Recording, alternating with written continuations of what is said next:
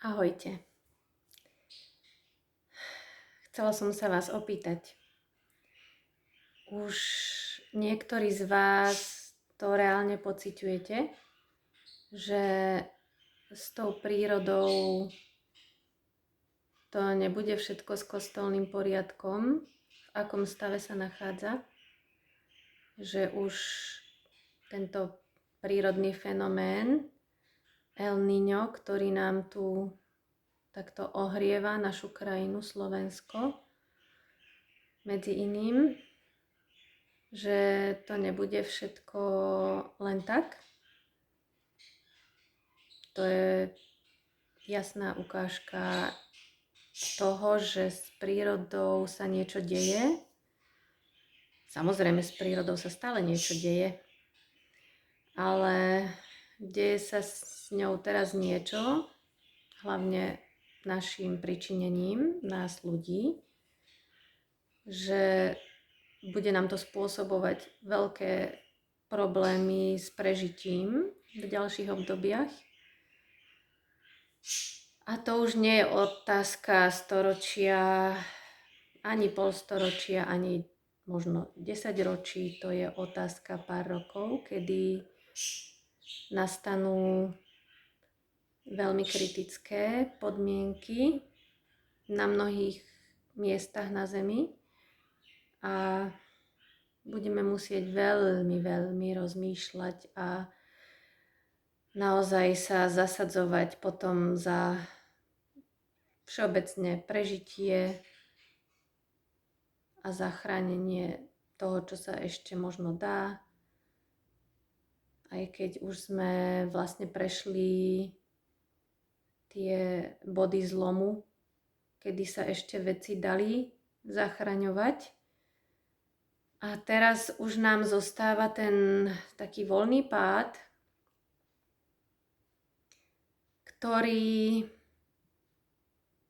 niektorí asi teda zbadajú, až keď sa budú blížiť na tú zem v tom páde. A potom sa zbadajú, lenže už padajú.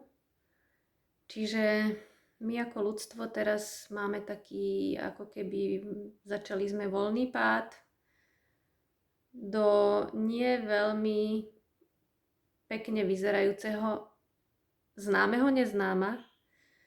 Vedci vedia, pre vedcov je to známe, pre nás je to trošku neznáme, že tá príroda začína reagovať na našu činnosť, na naše také, že neberieme do úvahy, na naše myslenie, ktoré neberie do úvahy, kedy, koľko a v akej miere a či vôbec prežije ekosystém, ktorý vlastne podporuje naše žitie a prežitie. Takže ako si nám to doteraz bolo dosť jedno a chceli sme robiť nekonečný rozvoj ekonomický, nekonečnú prosperitu, nekonečný blahobyt a nekonečné branie a užívanie na priestorovo a zdrojovo obmedzenej a vlastne ohraničenej planéte, dalo by sa povedať teda konečnej, nekonečno na konečnej planéte, ktorá je ohraničená a my sme chceli robiť veci do nekonečna. Veci, ktoré planétu drancujú, ničia, zneužívajú, využívajú, spôsobujú jej znečisťovanie. Čiže tento El Niño je taká ukážka. Je to len začiatok. El Niño je len začiatok udalostí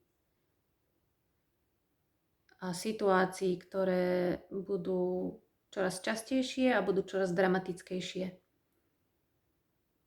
A ľudstvo bude nútené sa s tým vysporiadavať. Ale bude to čoraz ťažšie a ťažšie. Čiže čím skôr si to začneme uvedomovať, tým skôr môžeme spomaliť tento proces, ktorý je asi nezvratný, proces kolapsu ekosystému, ale môžeme ho nejakým spôsobom spomalovať. Čiže vyzývam nás pri skúsenosti s týmito extrémnymi horúčavami, ktoré zažívate, a samozrejme to nie je príjemné a je to životohrozujúce, aby sme sa pomaly spamätávali a začali myslieť ekologicky, myslieť na prežitie, myslieť na vodné zdroje, myslieť na ekosystém, myslieť na vodu, vzduch, potraviny, ktoré budeme potrebovať na prežitie, a trošku odložili bokom všetky zábavky a všetky pôžitky. Nechali si len pár takých nevyhnutných nejakých pôžitkov, ktoré si tak vyselektujeme. V ideálnom prípade čo najmenej škodlivých voči životnému prostrediu. A poďme sa zamerať a poďme rozmýšľať, rozprávať a konať ekologicky a s ohľadom na prežitie. Chcete prežiť? Tak keď chcete prežiť, tak začnite rozmýšľať ako ten, kto chce prežiť. Ak nechcete prežiť a nepotrebujete, aby prežili vaše deti a ich deti, nerozmýšľajte ako niekto, kto chce prežiť. Rozmýšľajte ako niekto, kto chce nekonečne spotrebovať a zabávať sa. Takže vlády nás v tom asi veľmi nepodporia, až keď im bude horieť pod zadkom, potom sa spamätajú a začnú niečo nastavovať. Zatiaľ je to len minimálne. A proste neviem, ja tam tiež nevidím u nás na Slovensku niekoho, kto by mal ako prioritu vo svojom volebnom programe záchranu ekosystému a nastolenie spôsobov života a systémov, aby sme mali čo dýchať, piť a jesť. A nie len cestou ekonomickou, ale cestou premeny myslenia a prístupu k všetkému, čo tu jest na tejto planete. Takže je to ťažké, lebo teda nedá sa ani touto cestou. Takže spamätajme sa aspoň ako jednotlivci a žijme pre prežitie.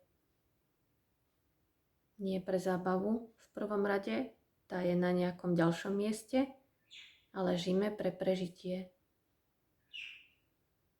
Takže El Niño nám tu ukazuje, ako to ďalej bude vyzerať, mnohonásobne podobne, horšie a horšie a horšie. Takže zamyslite sa, či takýto svet, kde sa začnú vyskytovať takéto udalosti, vysychanie riek, jazier, vodných zdrojov, riek, či toto vyzerá, že sa zlepšujú podmienky na prežitie. A koľko asi to bude trvať? No skúste sa zamyslieť. Koľko to asi môže trvať, kým to začne byť také, že nebude dosť. Že nebude dosť. Pre tých, pre nás. Proste postupne nebude. Voda, čistý vzduch, nebudú dopestované plodiny, nebude potrava, bude chaos. Takže poďme ešte predtým rozmýšľať. Nie až potom. Dobre? Prosím vás, Žijeme pre prežitie nás aj celého ekosystému. To je jediná naša záchrana. Ďakujem.